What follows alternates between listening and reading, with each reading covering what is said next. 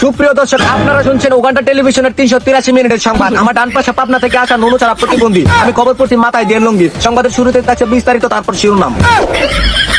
এদিকে হাসনাত আব্দুল্লাহ ফেসবুকে সরকারি বাজেট অথবা খেজুর উর্দুম্বার মাংসের কথা ফাঁস করে দেয় বর্তমান এমপিদের মাথায় হাত। ভালো মানুষ মরে গেলেও শয়তান সহজে মরে না বলে জানিয়েছেন ইসরায়েলে থাকা নেতানিয়াহু।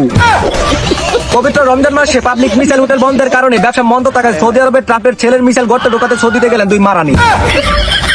এদিকে আমেরিকা ইসরায়েলের ধ্বংসাবশেষ ভাগাভাগি নিয়ে বাংলাদেশের চান্দা পার্টির 2 পক্ষের সংঘর্ষে 6 জন নিহত এবং 70 জন আহত হয়। আহতদের সৌদি আরব মরুভূমি মাটির নিচে দাফন করা হয় আর নিহতদের পাবনা মেডিকেল হসপিটালে ভর্তি করা হয়। অন্যদিকে বঙ্গোপসাগরে 1 কোটি মাছের পেট থেকে বিশাল এক তেলবাহী জাহাজ উদ্ধার করেন বাংলাদেশ নৌবাহিনী। জানা যায় এই জাহাজ থেকে প্রায় 160 গ্রাম তেল পাওয়া যায়, যা দিয়ে বাংলাদেশ 200 বছর চলতে পারবেন।